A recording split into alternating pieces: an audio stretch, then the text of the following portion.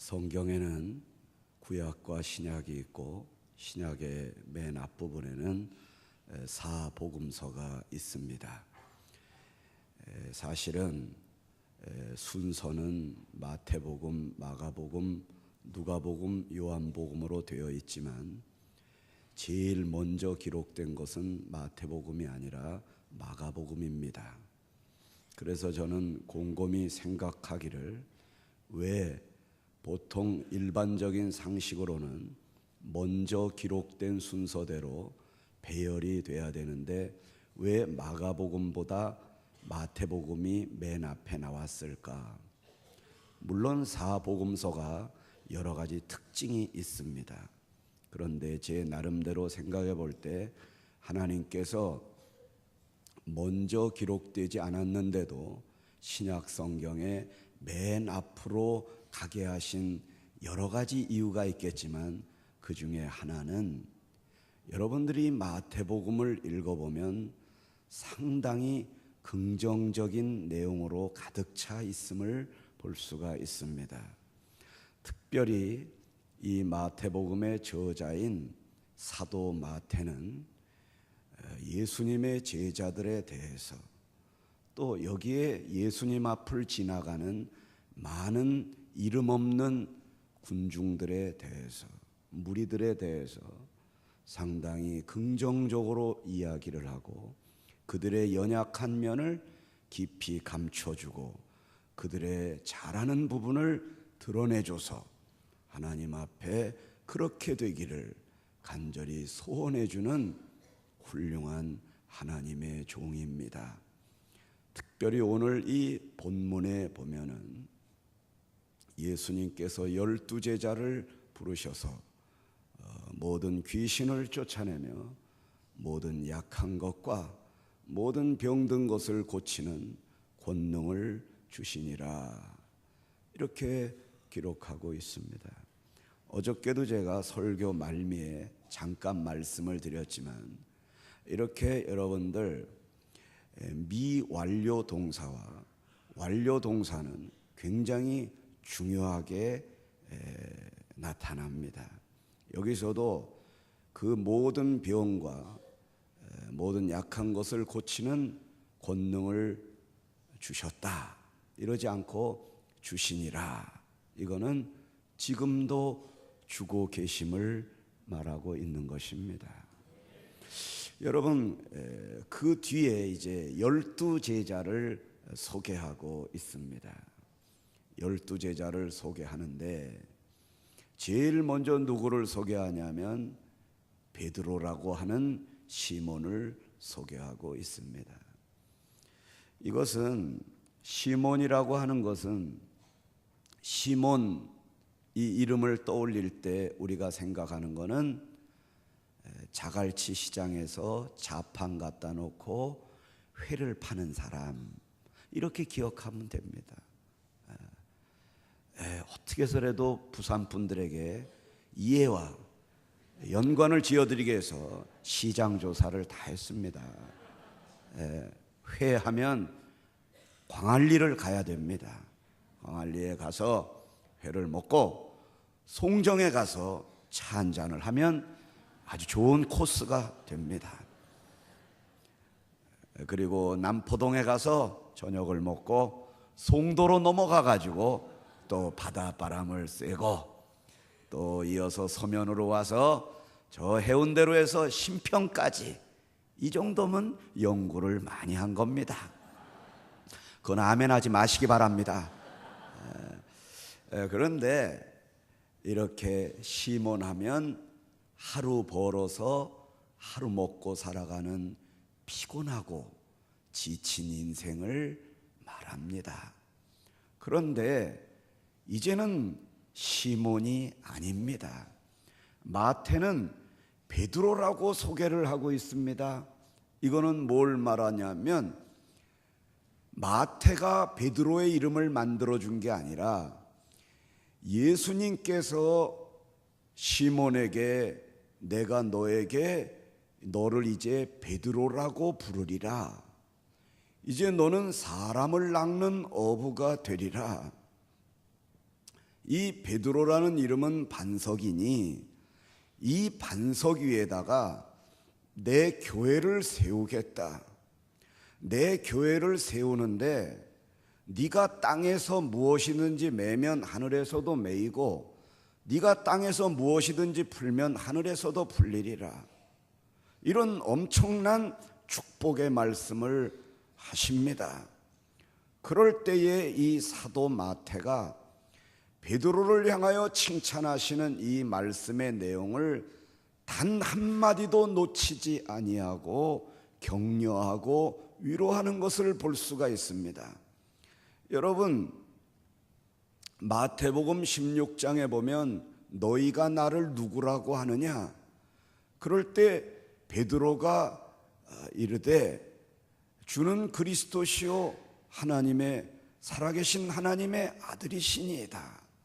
바요나 시모나 네가 복이 있도다. 이것을 내게 알게 하시니는 내 혈육이 아니요 하늘에 계신 내 아버지시니라. 이렇게 하며 축복하십니다. 이어서 아까 말씀드린 땅에서도 매면 하늘에서도 매이고 이 말씀을 하시는 겁니다. 그런데 마가복음을 읽어보시면 이 같은 장면에 대해서 너희는 나를 누구라고 하느냐? 베드로라는 말도 안 나오고 주는 그리스도 신이다. 이에 경계하사 아무에게도 말하지 못하게 하시니라. 이 같은 내용입니다. 그런데 여러분, 무슨 다른 관점과 특징이 있겠지만은 마가는 이렇게 짧게 그 장면을 끝내고 다음 장면으로 가지만 마태는 예수님을 칭찬해 주신 이 베드로의 이 장면을 있는 그대로 격려하고 위로하며 초대교회의 많은 성도들에게 칭찬하며 격려하며 이제 베드로는 어부의 자식으로서가 아니라 하나님의 종으로서 이제 시몬은 갈릴리 바닷가에서 고기를 잡아 먹고 살아가는 인생이 아니라 모든 병을 고치는 이런 능력과 권세를 베드로에게 주신 것입니다. 이렇게 격려하고 위로하는 의미가 베드로라고 하는 시몬을 기억하십시오. 이런 뜻입니다. 그리고 제자들을 소개하는 장면을 보면 두 사람씩 묶어서 소개를 합니다. 베드로와 안드레, 야고보와 요한, 빌립과 바돌로메. 이것은 뭘 의미하냐면 예수님께서 두 사람씩 전도하러 보내시는 모든 모습이나 보니까 마태가 볼 때에 이렇게 두 사람씩 항상 예수님이 같이 말씀하시는 것을 머리에 생각했는지 그거는 우리가 알 수 없지만 성경의 이름 하나, 순서 하나는 마태가 정하는 것이 아닙니다. 하나님이 정하는 것입니다. 한 글자라도 성령의 감동으로 된 것이고 또한 마태의 마음과 마태의 인격을 전적으로 사용하시는 것을 생각할 때에 하나님의 소원과 마태의 섬김이 만나는 장면에 이름 순서를 배열한 거라고 생각하시면 됩니다. 제가 만약에 이것을 기록하는 사도 마태라면 베드로와 마태 이렇게 기록하고 싶어요. 왜냐하면 가장 예수님이 사랑하시는 제자 옆에 어깨를 나란히 한다는 것은 얼마나 축복된 일입니까? 그런데 마태는 그렇게 하지 아니하고 베드로와 안드레를 묶어주고 야고보와 요한을 묶어주고 빌립과 바돌로메를 묶어주고 자기는 누구랑 묶냐면 도마와 세리마테라고 묶고 있습니다. 도마가 누굽니까? 믿음이 없는 사람입니다. 의심이 많은 사람입니다. 부활하신 예수님을 보고도 나는 그 예수님의 그 못 박힌 손을 보지 않고 옆구리에 내가 손가락을 집어넣어서 확인하지 않고는 나는 믿지 않겠다. 이거는 뭡니까? 믿음이 없다는 것입니다. 이런 사람 옆에 가기를 좋아하는 사람은 아무도 없습니다. 오늘날 교회에서도 식당에서 식사하시다가 아무개 집사님이 올 때 야 빨리 먹고 일어나자, 환자 온다. 저 집사는 한 말 또 하고 한 말 또 하고 이렇게 이야기를 해도 믿음이 없어. 주는 거 없이 미워, 주는 거 없이 불안해, 늘 울상이야, 늘 절망적이야, 늘 부정적이야, 늘 안 된다고 그래. 저 사람하고 한 10분만 앉아있으면 나도 믿음이 떨어져. 이런 사람이 도마입니다. 아무도 같은 교회에서 신앙생활하지만 그의 옆에 가기를 싫어하는 것입니다. 이런 사람이 도마예요. 그런데 도마와 세리마태라는 것은 마태가 도마를 끌어안는 것입니다. 사랑하는 성도 여러분, 도마를 생각할 때에 마태를 생각해주고, 마태여, 마태가 내 앞에 도마가 있고 도마여 항상 나랑 짝이 되어 항상 가십시다 하며, 다른 제자들은 다 알아서 신앙생활 잘하니까 도마 옆에는 항상 내가 있겠나이다, 이런 의미입니다. 사마리아인이 강도를 만났을 때 이 사람을 치료해 주세요, 이 사람에게 필요한 것은 내가 올 때 또 돈을 다 지불하겠습니다. 사마리아 사람과 강도 만난 사마리아 사람 뒤에 도와주는 선한 사마리아인이 강도 만난 사람을 도와준 것처럼, 강도 만난 자 옆에는 사마리아인이, 사마리아인 옆에는 강도 만난 사람이 있었다면 바로 사마리아인이 마태와 같은 사람이라는 것입니다. 마지막으로, 여러분 12제자의 직업이 다 변변하지가 않습니다. 그래서 다 어부의 자식들이기 때문에 소개할 때에 어부였던 베드로, 어부였던 안드레 이렇게 소개하지 않습니다. 그냥 사도로서 소개합니다. 그런데 자기 이름을 소개하는 부분에 가서는 세리 마태라고 소개하고 있습니다. 이게 중요한 겁니다. 세리라는 직업은 부끄러운 직업입니다. 남의 등을 쳐먹고 사는 사람이었습니다. 불쌍한 사람들의 돈을 빼앗는 사람입니다. 건물을 가지고 있으면서도 그 구석에서 2평도 안 되는 데서 떡볶이를 팔고 애기 없고 남편 없이 어렵게 살아가는 그 사람이 월세를 못 낸다고 해서 보증금에서 까는 것은 물론이요, 그 보증금이 다 되면은 가차없이 쫓아내는 사람이 바로 세리 같은 사람이라는 겁니다. 자기밖에 몰라요. 옆 사람은 굶어 죽어가든 일용할 양식을 주셔서 감사합니다 하고 기도하는 그 기도를 하나님이 받으시겠냐 이거예요. 그런 사람이 세리라고 한다면 누가 자기 이름 앞에 세리라고 말할 수가 있겠어요? 그것도 옛날 일입니다. 세리 마태여 그러면 왜 그러느냐? 내가 옛날에 세리였다, 나 예수 믿고 나서 난 세리가 아니다, 이렇게 얘기할 수 있습니다. 나는 이제 예수를 위하여 사도 마태가 됐는데 왜 나를 세리라고 그러느냐 하고 싸울 수가 있을 것입니다. 그러나 마태는 하나님의 사랑을 받는 자였어요. 여러분, 사도들의 이름을 호명하며 기도하실 때 내 이름 앞에 와서는 세리라는 것을 붙여주세요. 나는 죄인입니다. 하나님의 은혜로 귀한 종들과 사도가 됐지만 나는 세리였습니다.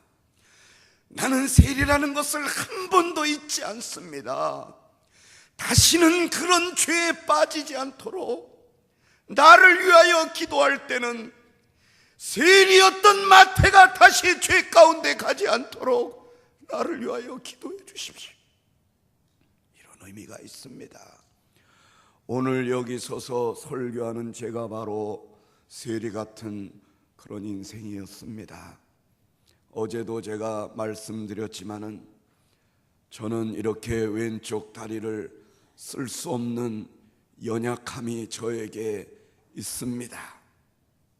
그러나 하나님의 은혜로 옛날에는 사도였다면 지금은 이렇게 우리 목사님과 함께 주의 종이 되어 이 거룩한 반열에 하나님이 세워주시고 이렇게 오늘도 감격스러운 파송식을 하는 이 자리에서 우리 주 예수 그리스도의 복음을 전할 수 있었다는 이 사실이 얼마나 영광스러운지 모르겠습니다.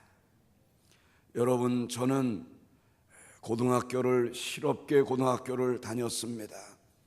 우리 아버님이 너는 다리가 소아마비니까 너는 목사가 되지 말라고 그랬습니다. 그래서 라디오를 고치고 텔레비전을 고치는 그런 기술학교에 반강제로 우리 아버지가 저를 집어넣었어요. 애비가 살아있을 때 너는 기술을 배워서 먹고 살아가야 된다. 그럴 때 어머니는 믿음의 어머니였습니다. 이런 성도가 되어주시기를 바랍니다. 너는 시몬이야 이러지 않았어요. 너는 베드로야 이랬습니다. 우리 어머니는 마태였고 나는 시몬이었으나 시몬 같은 나를 하나님 앞에 베드로로 이름을 불러주며 하나님 앞에 그렇게 되라고 축복해 주셨어요. 규정아, 다리 아파도 목사님 할 수 있다. 팔이 없어도 목사님 할 수 있다. 목사님은 설교로 목사님 하는 게 아니고 하나님의 은혜로 하는 거다. 그러므로 하나님이 너를 붙들어 주시니 다리가 힘들면 앉아서 설교하고 말하기가 힘들면 손짓으로 설교하고 손짓으로 하기도 어려울 때는 너의 눈빛으로 하나님의 사랑을 전해라. 여러분, 그러나 자식을 위하여 너무 간절히 기도할 때 자식이 옆에 있나 없나를 보고 기도해야 됩니다. 우리 어머니가 그렇게 간절히 기도할 때 우리 아버지가 몰래 빼내가지고 기술학교에다 갖다 집어넣습니다. 붙들고 기도해야 됩니다. 3급 기술사 면허증까지 땄습니다. 어머니, 이제 할 수 없어요. 나 이제 기술사 됐어요. 라디오 고치는 기술을 보시고 앞으로 이 방면에서 하나님의 일 평신도로서 할 수 있게 기도해 주세요. 그럼 보통 어머니 같으면 그래, 수고했다. 근데 우리 어머니는 한 글자를 더 붙이시더라고요. 헛수고했다. 너 기술 배운 거 하나도 못 써먹을 거다. 아니 엄마, 나 기술사 면허증까지 있어요. 3급 기술사 면허증이요. 3급이 아니라 어떤 것도 안 된다. 이미 애미가 하나님 앞에 손 써놨다. 그러면 한번 어머니 제 기술을 보시고 판단해 주세요. 그랬어요. 그랬더니 어머니가 보지도 않으시고 보시지도 않으셔요. 내가 이렇게 라디오를 고치려고 했더니 우리 어머니 벌써 개인 기도에 들어가셨습니다. 랄랄랄랄랄랄랄랄라 아버지 아버지 아버지 아버지. 무슨 기도를 하시나 이렇게 들어봤더니 까먹게 하소서 까먹게 하소서 까먹게 하소서 까먹게 하소서 까먹어라 까먹어라 까먹어라 까먹어라. 헷갈리기 시작하는 거예요. 나중에는 마음이 급하셨는지 그거 길게도 안 하셔요. 까라 까라 까라 까라 까라 까라 까라 까라.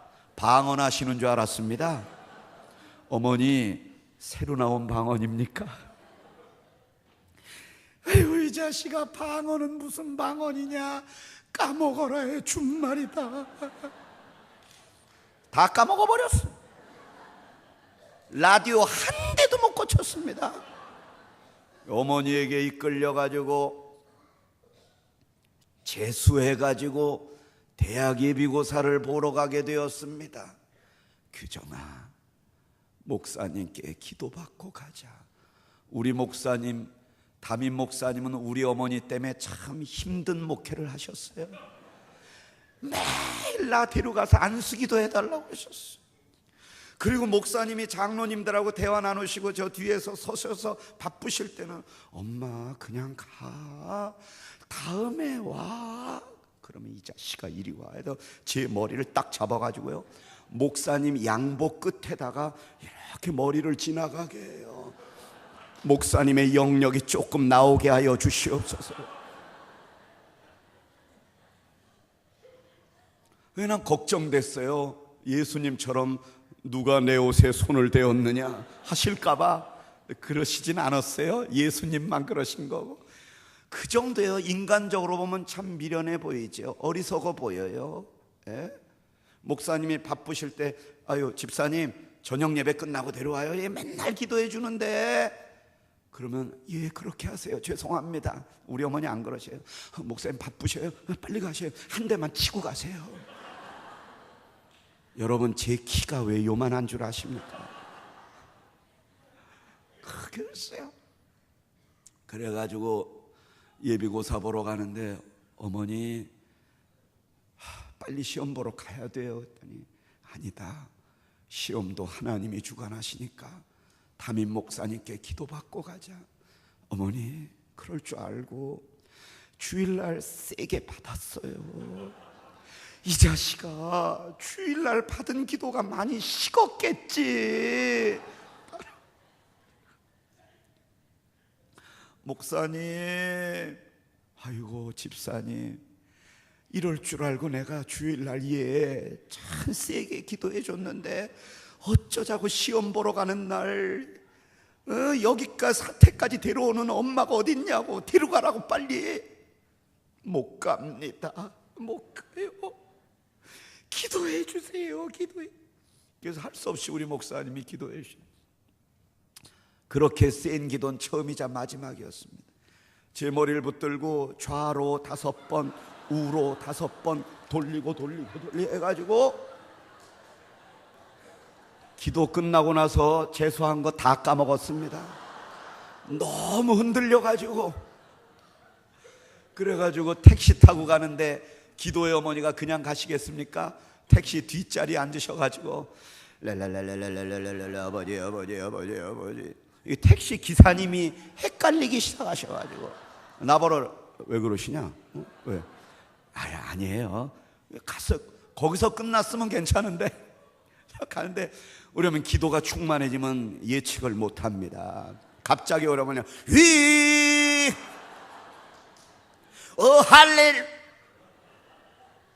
이게 기사님이 진짜 놀랬어요. 그러다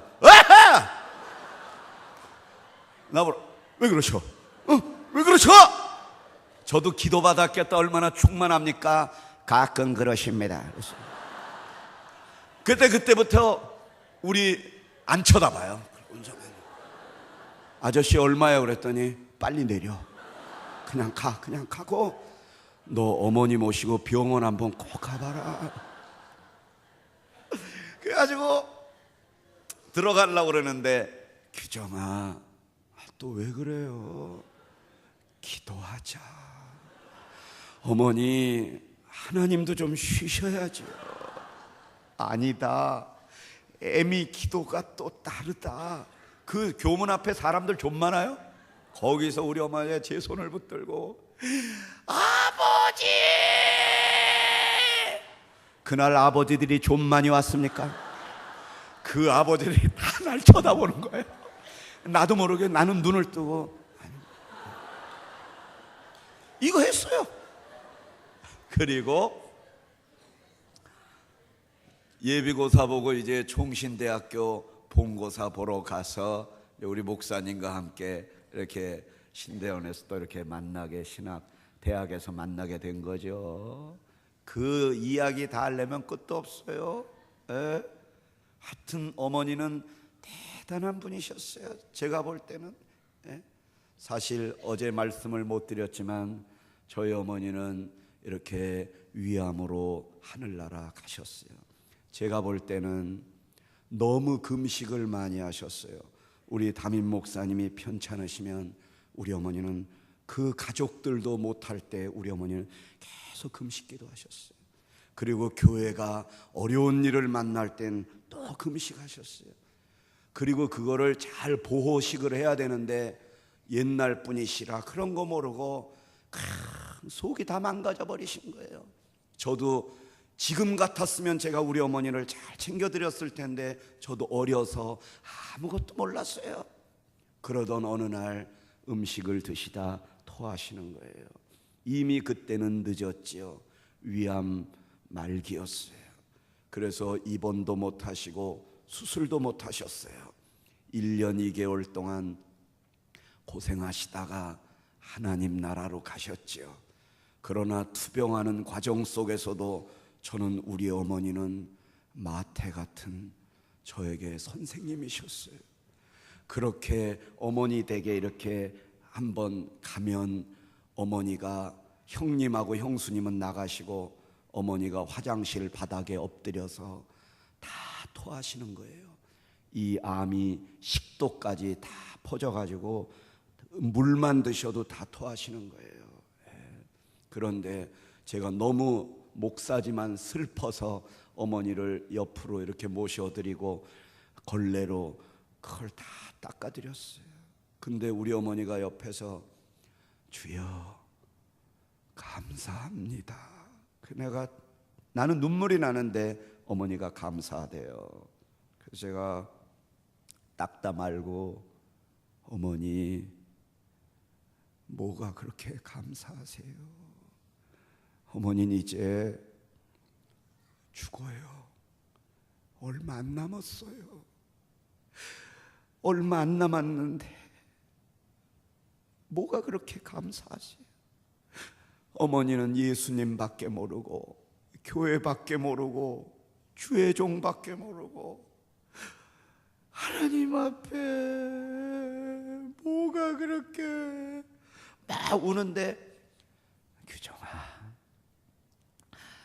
이 세상은 영원히 사는 게 아니다. 네가 우는 것보다 하나님이 나를 더 사랑하신다. 내 목숨은 하나님 손에 있는 거다. 하나님을 찬양해라. 주신 자도 하나님, 가져가신 이도 하나님이시다. 뭐 제가 말씀을 다 못해요. 여러분, 저는 그 며칠 뒤에 돌아가실 줄 몰랐어요. 근데요, 어머니, 제가 이제 지방에 오늘 설교하러 가요.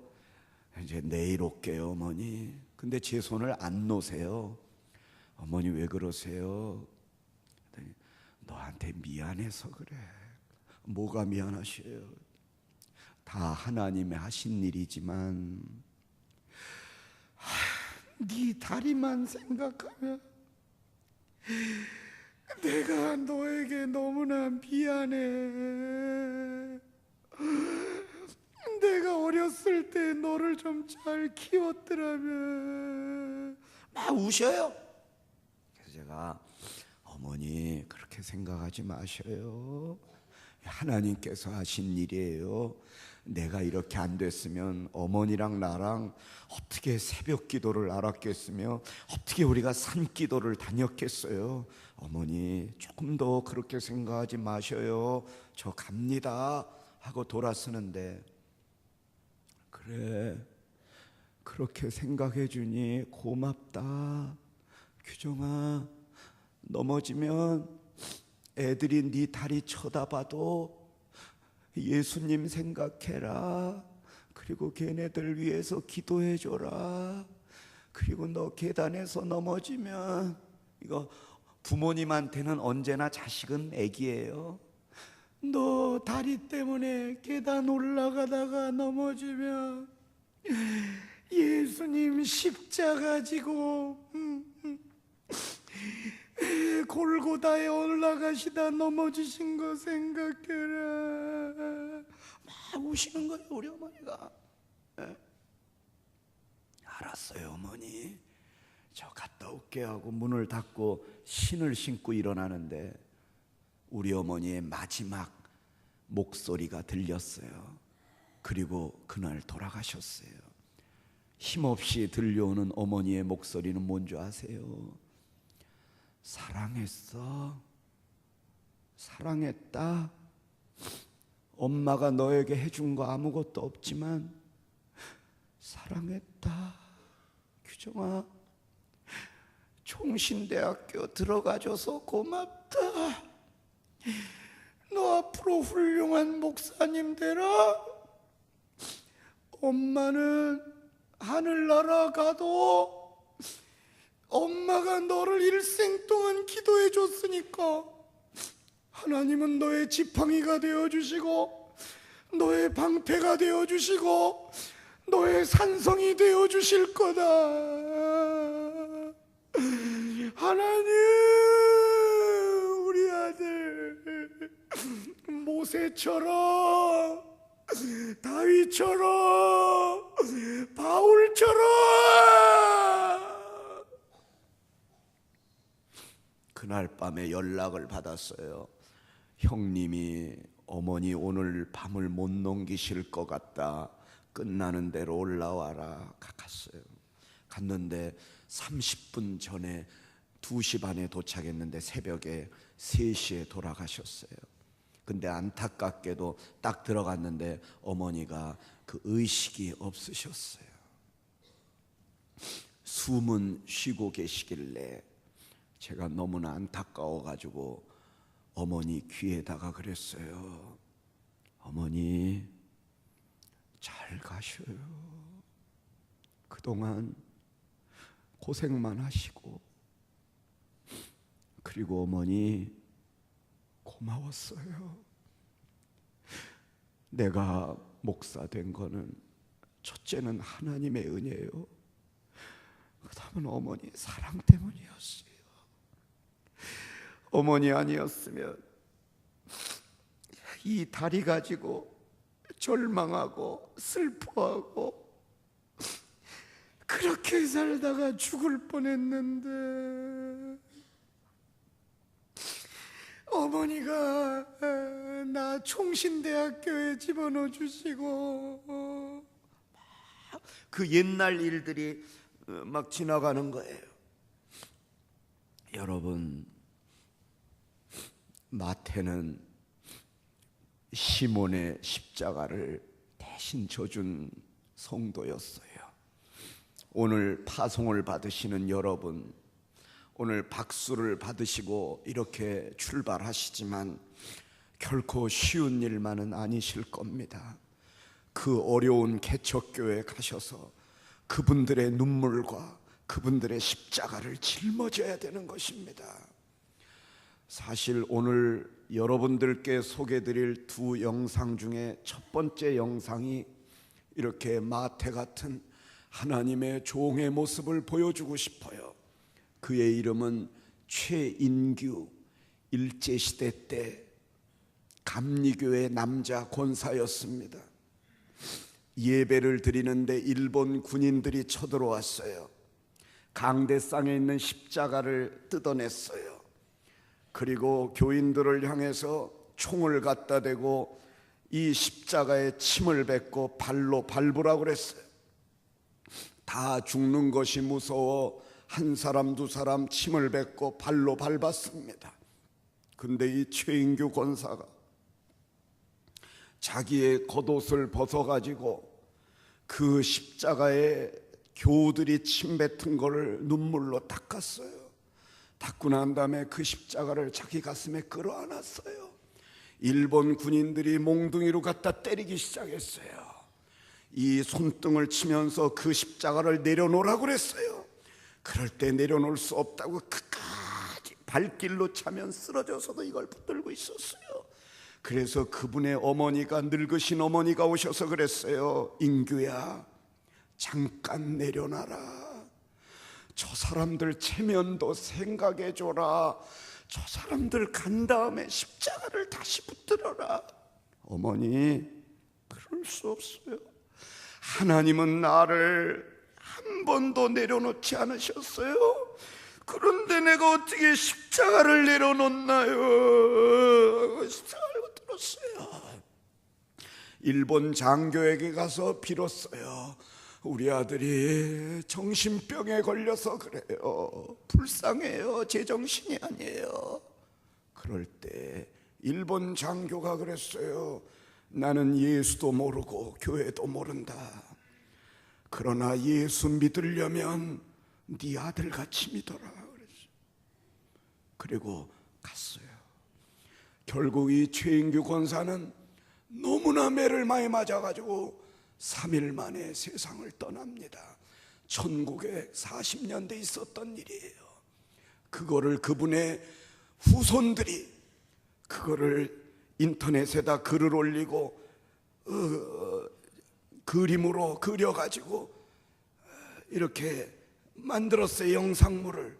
그래서 그거를 좀 보여드리고, 마지막 두 번째는 우리 꽃동산 교회 교사들에게, 어린이들에게 십자가를 말로 가르치지 말고 오전에는 공과를 가르치고 오후에는 나무로 십자가를 만들어서 교사들이 골고다의 언덕까지 십자가를 지고 가셨던 예수님의 모습을 우리 기도원에서 한번 재현한 일이 있습니다. 그렇게 한번 해보라고.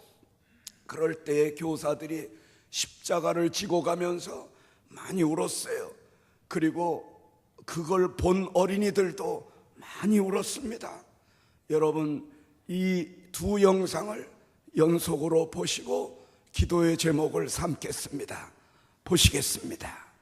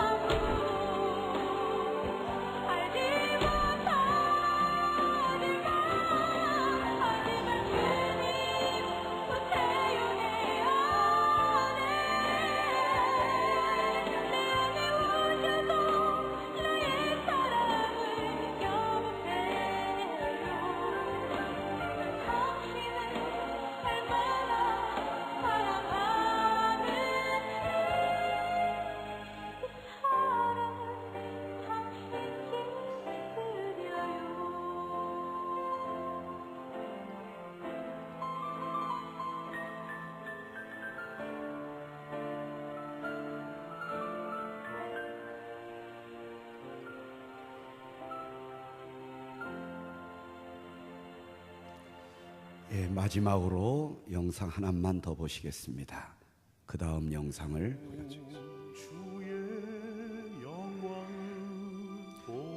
여기는 꽃동산교회 기도원입니다.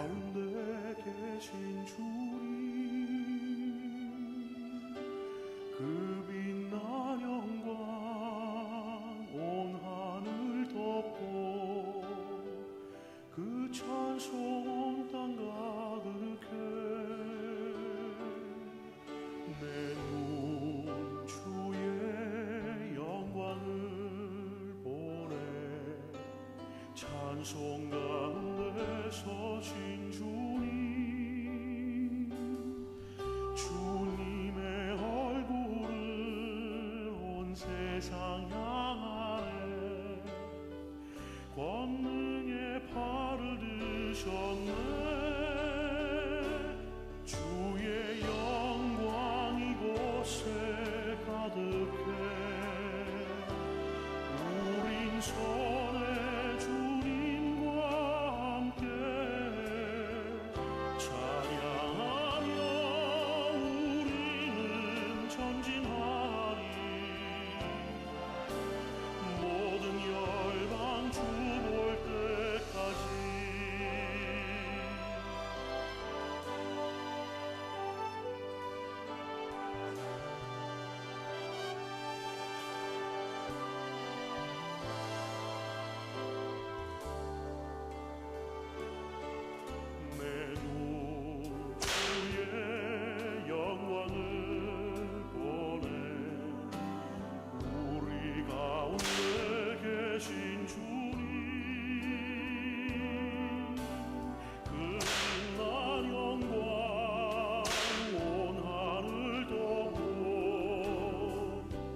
찬송 온 땅 가득해. 내 눈 주의 영광을 보네. 찬송 가운데 서신 주님, 주님의 얼굴은 온 세상 향하네. 권능의 팔을 드셨네. 주의 영광 이곳에 가득해. 우린 손에 주님과 함께 찬양하며 우리는 전진하리. 모든 열방 주 볼 때까지 주의 영광 이곳에 가득해. 우린 손에 주님과 함께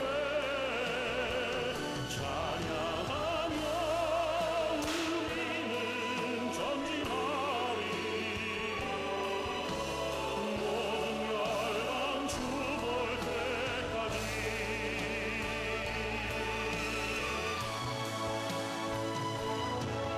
하늘 아버지 우리 새롭게 하사 열방 중에서 주를 섬기게 하소서. 모든 나라 일어나라. 찬송 부르며 영광의 주님을 보게 하소서. 주의 영광 이곳에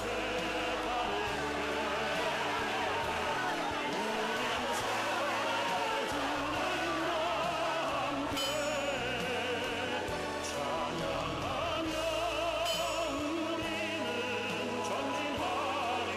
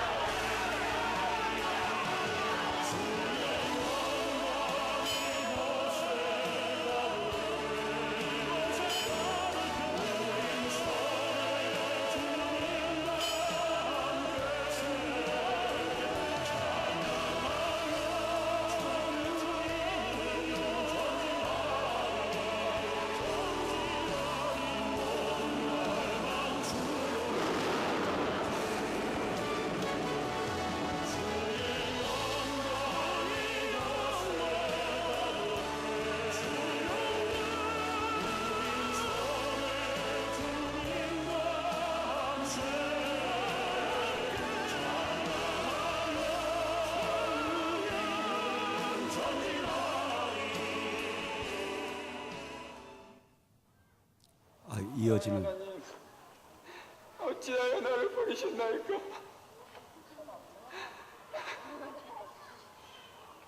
아버지요, 저들의 죄악을 용서하여 주시옵소서.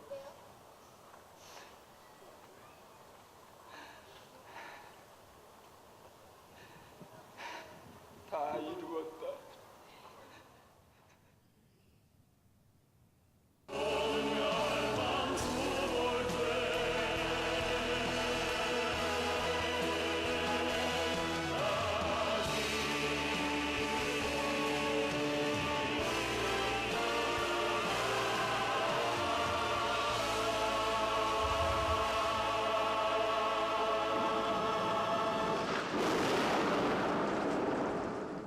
기도하겠습니다.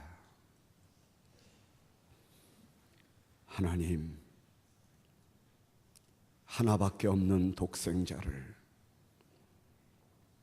우리 같은 죄인들을 구속하시기 위하여 십자가에 내어주신 하나님의 사랑을 감사드립니다.